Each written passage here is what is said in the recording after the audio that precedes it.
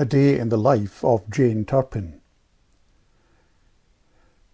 Jane Turpin's financial position at 4 o'clock on the afternoon of the 31st of December might well be described as acute. Her net capital was 1 farthing, bent. She owed 6 halfpenny to Violet the cook, and Pug Washington and Chaw Smith were pressing for payment of the 6 and 4 she owed them respectively. Added to which, her weekly allowance of 3 a week was in imminent danger of being cut off. "I dunno how that old rip came in my new coat, mother," pleaded Jane. "I never seen it before." "It's disgraceful," stormed Mrs. Turpin, wrathfully dangling the mutilated garment before the flinching Jane. "And until you have paid—" Jane saw what was coming. "Please, mother, don't." "I intend to teach you a lesson, Jane. Until you have paid the invisible mending bill, 9 and 3, you shan't have your 3 a week pocket money." Jane gave a cry of despair. "9 and 3, mother! You wouldn't be so terrible, mother!" "Listen to your grammar. It's disgraceful. What do I pay school bills for? Tell me that. Your report last term was disgraceful. Not only were your subject marks disgraceful, but your conduct was disgraceful too." "That old Miss Delafield she favours—" "Don't argue. Do you ever act as a little lady? No. Do you take a pride in your appearance? No. Do you ever practice the piano without literally being dragged to the music stool? No. Do you ever make a clever remark? No. Look at Amelia Tweedale. Her general knowledge is amazing. All the other mothers envy Mrs. Tweedale when Amelia starts talking." Jane breathed hard, but decided not to voice her private opinion of Amelia Tweedale in this present crisis. "Why aren't you more like Amelia in every way?" demanded Mrs. Turpin. "She practices the piano for hours on end without being told. Her hands are never dirty, she is always on time for meals, and her manners and grammar are perfect." "That soppy Amelia would do all them things," scoffed Jane unguardedly. Mrs. Turpin rose majestically. "That is the last straw. Go to bed at once. You shall have no tea or supper. And until I see you genuinely try to behave as I have said, you shall not have a penny pocket money. Not a penny. I am quite serious this time. Tomorrow is New Year's Day. You had better make a fresh start." She swept from the room. Jane despairingly unfastened her gaiters. "That's what you get when you didn't even see the old tear in your coat. I bet your own Marge or someone done it. 9 and 3 a week." Jane did a spot of mental arithmetic. "That's 37 weeks without no pocket money. I'll have to do all them soppy old things like being clean and ladylike and practising the piano and talking good grammar. Oh gosh, it's something terrible. I wonder how long it'll be before I get my 3 back." Jane crept into bed, a prey to the deepest depression. It was a sad ending to the old year. "Good morning, mother. A happy new year." Jane glanced meaningly at the clock, which told the world the hour was 20 minutes past 8. Mrs. Turpin was slightly disconcerted. What does this mean, Jane?" "I've turned over a new leaf, like you said, mother. I don't mind you being late like you do me." Jane assumed an air of sweet martyrdom. "I don't mind you being 20 minutes late, mother." Mrs. Turpin flushed slightly. "There was a party last night." "I know," answered Jane sadly. "It kept me awake till after 12, mother, but I got up early just the same." Mrs. Turpin regarded her equilibrium. "I'm glad to see you've decided to be a good girl," she remarked severely. "And I hope you'll practice your music and—" "All of them things you said, mother. Be clean and good manners and saying good grammar and polite." "I'm very glad to hear it." "How long'll I have to go before I get my 3 a week, mother?" "Until I am satisfied you have reformed for good. That means I want to see if it lasts." "Oh, it'll last, mother, until you give me back my 3 a week, and after too." added Jane hastily, observing the cold look in her mother's eye. "It will take some weeks to convince me," replied Mrs. Turpin icily. "Open the door for your father." Jane sprang smartly from her chair and flung the door open. "Good morning, father. It's 8:25, and I was 5 minutes to 8, and mother was 20 minutes late, and our Marge ain't down yet." Mr. Turpin may well be pardoned his astonishment at the sight of an immaculately washed and brushed Jane in a navy blue frock and spotless white cuffs and collar. The dazzling spectacle, it must be confessed, brought no joy to his jaded eye. At the celebration of the evening before, he had brewed a potent rum punch, in consequence of which he was feeling decidedly like the morning after. "What's biting you, Jane?" he inquired tersely, seizing the paper. "Nothing, I mean nothink, father dear." Jane corrected her pronunciation carefully and helped herself to sugar. "It's raining, father," she continued conversationally. "Well, who said it wasn't?" grunted Mr. Turpin disagreeably. "Hush, dear," chided his wife. "Jane is only being pleasant." "Well, let her be pleasant in the back garden." Clearly, Mr. Turpin was not in his sunniest mood. He accepted a cup of strong tea from his wife, refused kippers with a shudder, and asked someone to pass the cigarettes. Jane obliged. "Miss Delafield at school, she says smoking stumps the growth, father." Mr. Turpin ignored the remark. "Did you hear me, father?" "No," barked her father. "Well, they was," said Jane, a trifle incoherently. "Well, they was what? Who? When?" demanded Mr. Turpin in a fierce voice. "Tobacco," said Jane. "Are you completely insane, or is it merely my—" Jane turned a battery of blue-eyed dumb appeal on her mother. "Miss Delafield is quite right," began Mrs. Turpin. "My opinion of tobacco, particularly at the breakfast table—" "Good heavens!" interrupted Mr. Turpin with great presence of mind. "It says we shall have snow before the evening."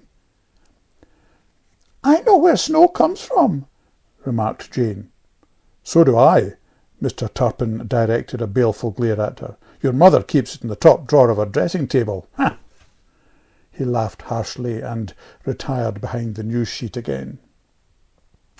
"Darling, don't be sarcastic when Jane is trying to be pleasant and polite, if you please. Where does snow come from, Jane? Tell mother."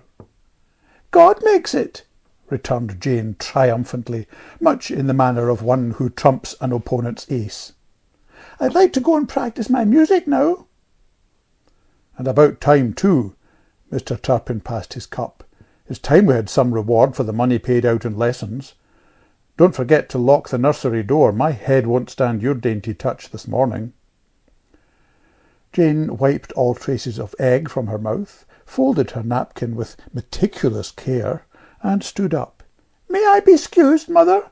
"Certainly, dear." "Will you please excuse me, father dear, please?"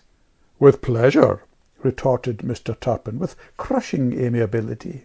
"Granted," returned Jane politely, opening the door. "Nana's lost the nursery piano key, mother, so I'll have to use the drawing-room."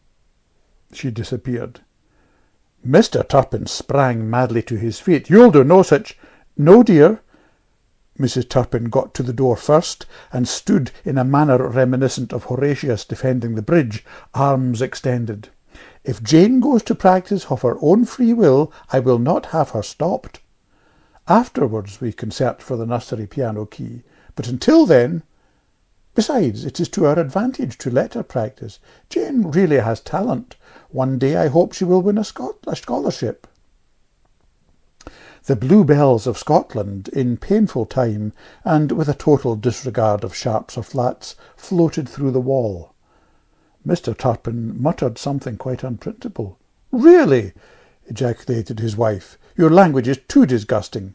Use it in my presence if you must, but I will not have you interfering when I am trying to improve Jane.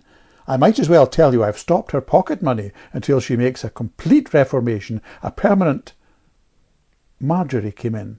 "Happy New Year, everybody! Good heavens, what's that ghastly din?" It's the Bluebells of Scotland as interpreted by Jane, explained Mr. Turpin bitterly.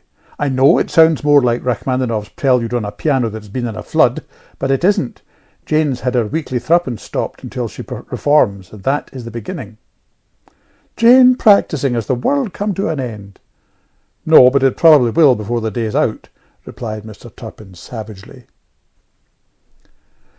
Practice makes perfect, says the old proverb. In Jane's case, however, it had exactly the reverse effect. Probably hers was the exception that proves the rule. As the hours wore on, the weary listeners grew bluer than the Bluebells of Scotland at their most azure. At 9 o'clock, Jane was stumbling over an incidental in the first 4 bars. At 10 o'clock, not only was she still stumbling over the self-same incidental, but she had added a few extra ones on her own account to show there was no ill feeling. 11 o'clock came. "I'm going mad," cried Marjorie Turpin. "Will you stop her, mother?" Mrs. Turpin, a little pallid about the lips, shook her head firmly. "It's my duty to encourage Jane to turn over a new leaf. You and your father are always complaining when she doesn't practice, aren't you?" "Never mind whether we are or not. If she isn't stopped now, I'm going out in the wet. If I catch pneumonia, Jane will be responsible for my death, mother. That's all." The hall door slammed, but the Bluebells of Scotland continued relentlessly. For a moment Mrs. Turpin hesitated. "No," she said, "it's my duty to help Jane when she is really trying." Upstairs, Mr. Turpin was concluding a half-hour's search for the key of the nursery piano, which he darkly suspected Nana was deliberately hiding from him. But for the fact that the pianoforte in question belonged to Nana, having been handed on to her as a legacy by a former employer, he would have broken open the instrument there and then with a hammer. "For the last time, sir, I don't know where it is, and I wish you'd stop banging drawers and slamming doors with baby asleep, which I don't want woke with his teeth," remarked Nana firmly. The baffled Mr. Turpin went downstairs again. The Bluebells of Scotland caught him up and engulfed him in a wave of sound, and he clutched the banisters for support. Mr. Turpin had now and then accompanied his wife to symphony concerts, which invariably made his head ache with the concerted blare of instruments. But he realised now how infinitely more deadly a solo performance can be. Compared with Jane's rendering of the Bluebells of Scotland, little trifles like the overture from William Tell or 1812 were mere fairy whisperings, he decided. Both feet on the loud pedal, so it seemed to the sufferer, Jane pounded on the bass notes with a sledgehammer movement that echoed in his eardrums like the fateful monotonous drumming of the tom-tom. Unhappily, he was debarred from following Marjorie's example and going forth into the rain. He had thought of that drastic way out several times, but a warning pain in the back revived horrible memories of last year's lumbago. He eyed the drawing-room door hungrily and toyed with unfatherly thoughts of strangling his younger daughter. Footsteps restored his sanity. They belonged to Violet, the cook. "Good morning, sir. Missus wants me," she greeted cheerfully. "It's wet, sir." Mr. Turpin groaned. "'Ark!" Violet adopted a listening attitude. "Do I hear my favourite tune, the Bluebells of Scotland?" "One presumes you're not stone-deaf," replied Mr. Turpin with heavy sarcasm. "Don't tell me that's Miss Jane. Never. Well, the clever girl. To think she plays lovely like that, and I never knew. I'll lay you're proud of her, sir." She waited for a reply, but none came. "That's my favourite tune," repeated Violet. "Is it?" "Yes, beautiful words too. I wonder can I remember them? Oh, where and oh, where has my Highland laddie gone? He's gone to bonny Scotland, Scotland, Scotland, Scotland, Scotland." Violet was hung up indefinitely on the word Scotland, as Jane struck the snag she had been striking since early morning, corrected herself 5 times, none of them accurately, finally giving it up as a bad job and beginning from the beginning again, as she had done since early morning. "Learning it, she is," Violet informed Mr. Turpin admiringly. "Taking trouble. Dear, dear, it isn't often Miss Jane takes all that trouble for nothing." She passed into the kitchen. Mr. Turpin sat on the bottom step and buried his head in his hands. He was dying, but he was past caring. Jane began the Bluebells of Scotland for the umpteenth time. The Reverend and Mrs. Tweedale and little Amelia Tweedale arrived at 1:05 for luncheon. Mr. Turpin barely tolerated the vicar, detested his wife, and felt positively murderous towards the smug Amelia in the ordinary course of events. But today he greeted them with flattering warmth. The explanation was simple. The Bluebells of Scotland ceased magically with their advent. Jane's playing was like toothache, almost worth the pain, the relief was so great when it left off. Mr. Turpin felt almost human again as he took his place at the head of the table, although in no mood for idle pleasantries. He privately warned his wife not to expect him to talk. The mantle of gloom descended upon Jane again at the sight of Amelia Tweedale. The temporary exhilaration caused by her mother's "Jane, I'm very, very pleased with you," vanished. The 3 a week receded farther away than ever. Jane's heart sank. She could practice the Bluebells of Scotland till her fingers ached. She could be clean, grammatical, ladylike, and polite till doomsday, but be like Amelia Tweedale she never could. Jane sighed. To think that any mother would want her daughter to model herself on Amelia Tweedale. But Jane had long since given up all hope of understanding grown-ups. Amelia gave her a pain in the region of the collarbone, coughing off the table and saying, "Only half of that, please," and getting twice as much in consequence. "Macaroni cheese, Jane?" "Only half of that, please," replied Jane by way of experiment. To her disgust, Mrs. Turpin took her at her word and put back a large spoonful. Jane went purple with suppressed fury. "How'd they like to play the Bluebells of Scotland all the morning and then get half-starved?" she asked herself bitterly. "Macaroni," piped Amelia Tweedale, "is a farinaceous food made from hard wheat rich in gluten. Formerly made in Italy, it is now manufactured in France and other countries." Jane shot Amelia a glance of black hatred. "Did you know that, Jane?" piped Amelia. Jane's portion of farinaceous food almost choked her at the query, thereby saving her an ignominious admission. "Hush, my sweet," chided Mrs. Tweedale. "Don't worry, dear Mrs. Turpin." Her tone clearly indicated that there were very few children of Amelia's tender age who could worry dear Mrs. Turpin with such exclusive information. Mrs. Turpin caught the inflection, and was consequently as annoyed as Mrs. Tweedale intended her to be. "Jane," boasted Jane's mother, "has practised her music for 4 hours this morning. We have ambitions for her, you know. Her father wants to send her to the Guildhall by and by." "The Guildhall? Ah." There are many ways of saying "ah," and Mrs. Tweedale had deliberately chosen the most offensive.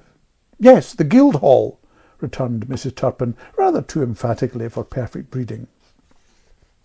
"Music," piped Amelia, "has been called the oldest and youngest of the arts. Did you know that, Jane?" "I got my mouth full and can't talk," replied Jane with dignity. A flicker of a superior smile played round Mrs. Turpin's mouth. "Jane," she drawled, "is such a stickler for table etiquette." "Oh?" inquired Mrs. Tweedale tartly. "Since when?" Last time you brought her to lunch, she put a dead mouse on my husband's plate as he was staying grace, I recollect." In the cold silence that followed, the Reverend Mr. Tweedale praised the chicken and mushroom pie with extravagant warmth. Never, he told his host, had he tasted such excellent mushrooms. "Mushrooms," piped Amelia, "are the spore-bearing fruit of a fungus. Did you know that, Mr. Turpin?" "No," said Mr. Turpin, answered shortly. "If I knew all those beastly details about my food, I should starve to death." "Ah!" laughed the vicar uneasily. "A most apt retort, if I may say so." "Amelia took first prize last term for general information." Mrs. Tweedale beamed fondly on her offspring. "Jane, you didn't take any prizes, did you?" "I didn't want none," said Jane defiantly. "Jane," warned her mother. Jane subsided. New Year's Day. The vicar turned up his eyes soulfully. The day of fresh beginnings.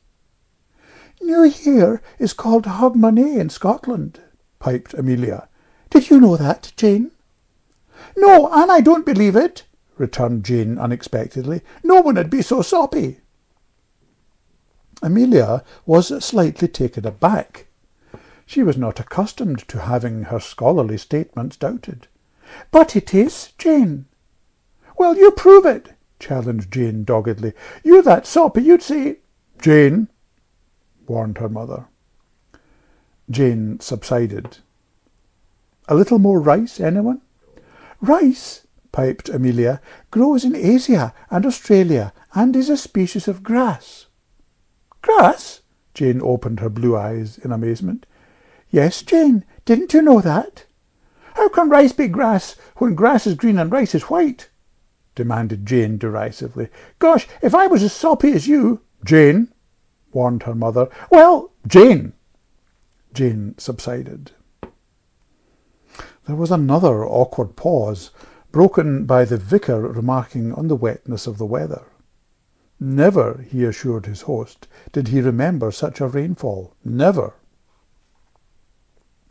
"Bergen, on the coast of Norway, has the largest rainfall average in the world," piped Amelia.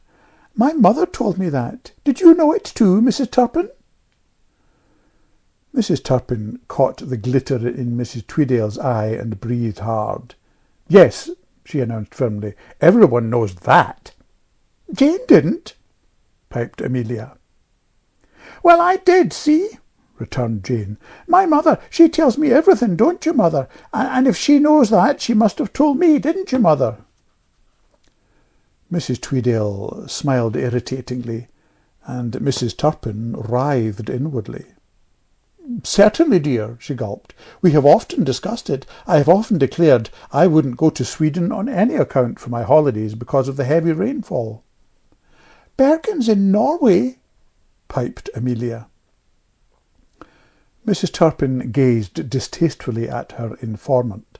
"I meant Norway," she remarked icily, deciding suddenly that Amelia Tweedale was really a most insufferable child of late. Mrs. Tweedale permitted a faint sneer to play over her somewhat irregular features. "You appear to be amused, dear Mrs. Tweedale," snapped Mrs. Turpin. "Perhaps you are under the impression that I was ignorant of the correct locality of Berlin." "You mean Bergen, of course," purred Mrs. Tweedale sweetly. Mrs. Turpin lost her speech completely for a few minutes. Heroes have been awarded medals for lesser efforts than the one by which she remained silent when it returned to her. The rest of the meal was finished in dead silence, as far as the two ladies were concerned. And when Jane contrived to upset the water jug over Amelia's new ruby velvet frock as the party rose, Mrs. Turpin's reproof was almost a coup. At 3 o'clock the guests departed. Mr. Turpin was in the middle of a few caustic comments to his wife concerning her bosom friends, when the strains of "The Bluebells of Scotland" floated into the hall. Mr. Turpin paused in the middle of a sentence, and Mrs. Turpin paled visibly at the awful menace in his eyes. "I won't have it," he shouted. "Stop her, or I'll go out in the rain and catch lumbago, and you'll have to nurse me." "Jane, darling," called Mrs. Turpin, "you needn't practice any more." "Thank you, mother dear, but I'd rather," was the answer. "I want to be good and get my threepence a week back, quick." She started the piece again. "You see, dear," Mrs. Turpin made a pathetic gesture, "she's honestly trying. How can I discourage her?" "Give her the beastly threepence a week and give in about it," snarled her husband. Mrs. Turpin's mouth assumed the obstinate expression her family dreaded. "No, not till I'm convinced she's reformed in earnest.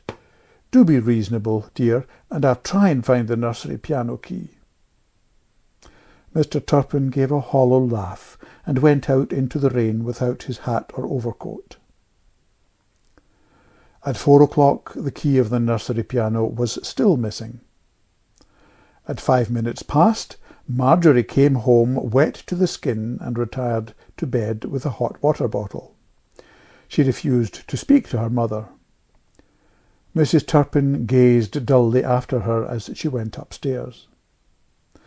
The Bluebells of Scotland had temporarily ceased, Jane breaking the monotony with a frenzied rendering of Chopsticks. Chopsticks, for the benefit of the uninitiated, requires no special knowledge of music, being played with 2 forefingers, hence its name, and covering a range of 5 single notes in its entirety. In fact, 4 performers occupying different positions at the keyboard can play it simultaneously. If all the pianos ruined in this manner were placed end to end, they would probably encircle the earth. Mrs. Turpin listened for a moment. "Jane," she called, "what are you doing?" "Just exercising my fingers, mother. They got stiff." "I think you've practised long enough." "Please, mother, let me go on. I want to get my threepence back. Quick, please, mother dear. I want to be good like you said." "Then don't play Chopsticks," replied her mother weakly. Which was why Jane started on the scale of C. C, D, E, F, G, A, B, C, C, D, E, F, G, A, B, C. At exactly 4:30, Nana began to search for the key of the nursery piano. Mr. Turpin had misjudged the good lady earlier in the day. She was not hiding the key from him. At 4:45 she came into the hall and gave a month's notice. She was but human, she stated, but there were limits to what human beings could suffer and go on living. She then retired to bed with a headache, hoping that her mistress would see to baby's bath. Mrs. Turpin gazed dully after her as she went upstairs. At 5 o'clock Mr. Turpin returned, wet to the skin and shivering, and retired to bed with a hot water bottle. He laughed a blood-curdling laugh at his wife's offer to stop Jane definitely from practising any longer. When she pathetically broke the news to him that one of her really bad heads was coming on, he brutally hoped it would be a really bad one.